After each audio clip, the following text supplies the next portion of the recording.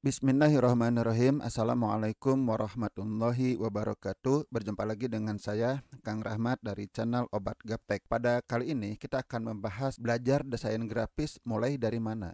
Tujuannya apa? Tujuannya ya bagi Anda yang masih bingung, yang masih pemula, tampilnya lebih bagus. Meskipun Anda masih gaptek atau masih pemula. Apa yang saya sampaikan ya bukan ilmu desain seluruhnya, tapi kita hanya belajar setetes dari ilmu desain ya. Kalau Anda ingin belajar ilmu desain lebih jauh, yaitu ilmunya sangat luas. Bahkan di ITB ada fakultasnya, bukan hanya jurusan, apalagi program studi, tapi fakultas. Artinya ilmu desain itu sangat luas dan desain itu sangat penting. Nah, bagi Anda yang baru terjun ke dunia bisnis online, masih bingung bagaimana cara membuat desain grafis, nah saya akan share ya pengalaman saya, hasil desain saya lebih baik dibanding rata-rata orang. Belum memenuhi kriteria desain yang bagus, tapi setidaknya sudah bisa menghasilkan. Mungkin ada orang yang berpikir kalau ingin bisa desain grafis kita belajar Adobe Photoshop. No, God, please, no, no, no! Soal software, soal teknik itu penting, tapi yang pertama kali Anda harus pelajari itu bukan itu, tapi mulailah dengan memahami prinsip-prinsip desain grafis. Ini yang seringkali dilupakan. Mereka langsung membuat gambar baik itu di PowerPoint, di Canva, di Photoshop, di Photopea dan sebagainya, akhirnya hasilnya ya kurang maksimal. Para ahli desain, mereka itu sudah merumuskan berbagai prinsip desain. Yang saya temukan, saya coba cari, ya saya pelajari, ternyata banyak prinsip itu bisa sampai puluhan. Saya pilihkan prinsip yang paling banyak digunakan itu ada 12. Di video ini kita akan bahas 12 prinsip itu. Saya tidak mengatakan bahwa teknis itu tidak penting, tetap ya. Teknis itu tetap penting. Anda harus bisa minimal Anda bisa Canva atau PowerPoint atau software yang mudah lah yang ada di HP Anda. Silahkan, itu penting. Teknis itu tetap penting. Tapi sebelum teknis, Anda pahami dulu prinsipnya.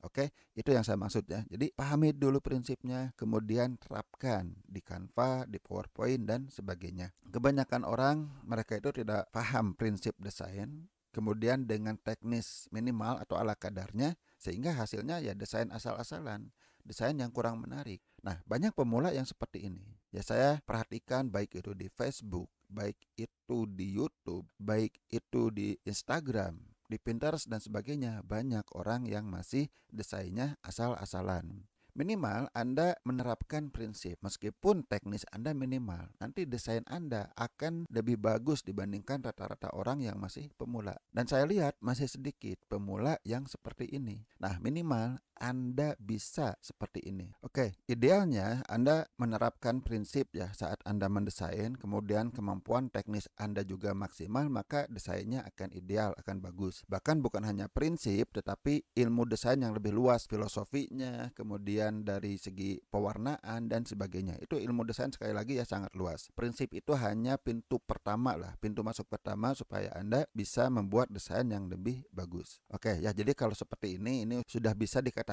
ya bukan pemula lagi dan desainnya akan lebih bagus. Ya, ke depan ya Anda silahkan. Kalau mau seperti ini ya ini sangat bagus justru ya. Silahkan Anda pelajari teknisnya. Kalau Anda misalnya belajar Photoshop ya silahkan Anda pelajari berbagai teknis yang akan membuat desain Anda sangat bagus. Kita bahas ya prinsip-prinsip desain yang 12 itu. Prinsip yang pertama, kontras. Penting Anda memahami yang disebut dengan kontras. Kontras itu apa? Kontras itu perbedaan antara satu objek dengan objek yang lainnya, terutama dengan latar belakangnya. Nah, simpelnya seperti ini. Kalau Anda melihat gambar seperti ini, tulisannya kan kurang jelas. Terlihat sih, tapi kurang jelas. Akan kalah dengan gambar yang seperti ini. Inilah yang disebut dengan kontras. Minimal Anda memahami warna. Jadi warnanya yang harus berjauhan, jangan yang berdekatan. Ini kan sama-sama gelap, artinya berdekatan. Tapi kalau ini yang satu gelap, yang satu terang. Anda bisa punya background yang terang, tulisannya yang gelap atau sebaliknya. Yang kedua, prinsip keseimbangan. Salah satu yang menyebabkan desain itu menjadi bagus saat kita membuatnya seimbang. Contohnya seperti ini ya penerapan prinsipnya. Nah, kadang ada orang yang menggambar tapi dia tidak memperhatikan di mana dia meletakkan objek. Misalnya seperti ini, bandingkan dengan seperti ini. Beda kan? Ini seimbang, yang ini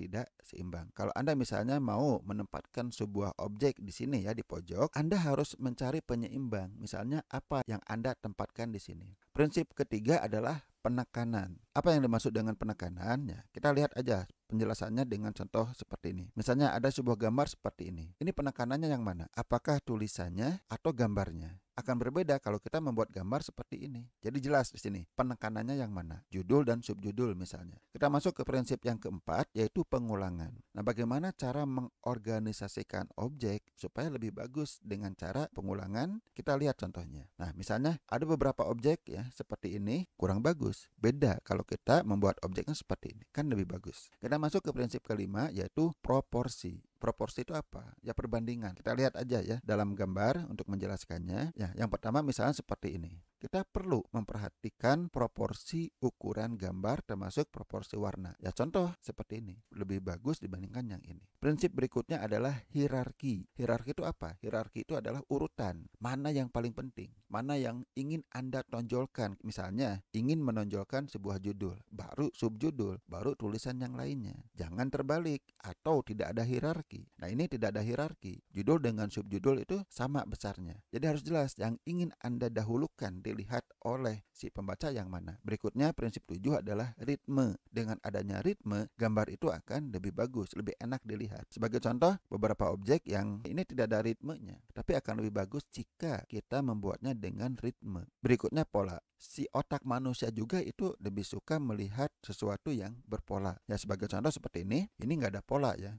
Berbeda kalau kita membuat pola. Ini kan lebih bagus. Kemudian yang ke-9, ruang putih. Ya, contohnya seperti ini. Ya, misalnya ini objek ya besar, kemudian ada judul dan tulisan yang banyak. Berbeda seperti ini. Ruang putih itu tidak harus selalu putih, artinya latar belakang lah perlu Anda perhatikan dan diberi ruang yang cukup. Berapa banyak sih ruang putihnya? Ya silakan Anda bisa lihat ya dengan perasaan Anda, dengan feeling Anda, ruang putih yang cukup dalam sebuah desain itu berapa banyak. Jadi jangan bernafsu ingin memasukkan segalanya di gambar. Prinsip yang 10 itu pergerakan, artinya ada pola gerakan dalam menyusun objek dalam gambar Anda. Ya sebagai contoh, ini yang tidak ada pergerakan dan ini yang ada pergerakan. Berikutnya yang ke-11 adalah variasi. Kalau Anda ingin membuat desain gambar, desain grafis yang tidak monoton, ya Anda harus perhatikan yang disebut dengan variasi. Ya sebagai contoh, ini tidak ada variasi. Udah bentuknya sama, warnanya pun sama. Berbeda dengan ini, ada variasi. Kelihatannya lebih indah, lebih bagus, lebih menarik. Dan yang ke-12 adalah kesatuan atau unity. Jadi saat Anda menggambar itu jangan seolah-olah setiap objek itu terpisah, masing-masing, tidak terkait. Nah, Anda harus bisa mendesain sebuah gambar itu sehingga si objek-objeknya itu menyatu. Tulisannya, gambarnya, ornamen lainnya itu menyatu. Sebagai contoh ya, nah ini gambarnya kurang menyatu. Ya, meskipun semuanya sama-sama lingkaran, tapi warnanya masing-masing. Berbeda dengan seperti ini. Ini menyatu. Anda tidak harus menerapkan 12 prinsip itu sekaligus dalam gambar Anda.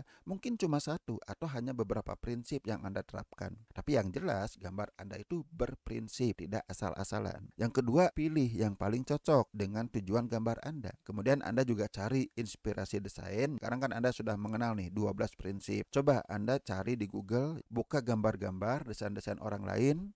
Nah, Anda akan lihat mana gambar yang mengikuti prinsip desain, mana gambar yang tidak. Kalau ada gambar yang mengikuti prinsip desainnya, yang Anda lihat bagus, Anda perhatikan, ini gambar ini mengikuti prinsip apa saja. Ya, ini sebagai salah satu cara belajar Anda dengan belajar dari orang lain. Kemudian Anda berani coba-coba. Nah, dalam dunia digital ya, dengan menggunakan software, baik itu Photoshop, Canva, PowerPoint dan sebagainya, Anda itu bisa coba-coba dengan mudah. Kalau salah, Anda tinggal hapus. Bahkan kalau Anda tidak mau merubah desain yang lama, misalnya Anda buat sebuah desain nih, menurut Anda sudah bagus nih, tapi Anda ingin mencoba, Anda copy dulu filenya, Anda buka yang baru sehingga desain lama tidak berubah. Silakan berani coba-coba sampai Anda bisa menemukan gambar yang sangat bagus. Meskipun kemampuan teknik Anda itu masih minimal, Anda mendesain menggunakan HP misalnya, menggunakan Canva atau PowerPoint, tapi saat Anda menerapkan prinsip-prinsip desain Anda itu akan berubah, akan lebih baik dibandingkan dengan sebelumnya. Oke, sampai di sini dulu ya. Mudah-mudahan video ini bermanfaat bagi Anda. Mohon maaf jika ada kesalahan. Wassalamualaikum warahmatullahi wabarakatuh.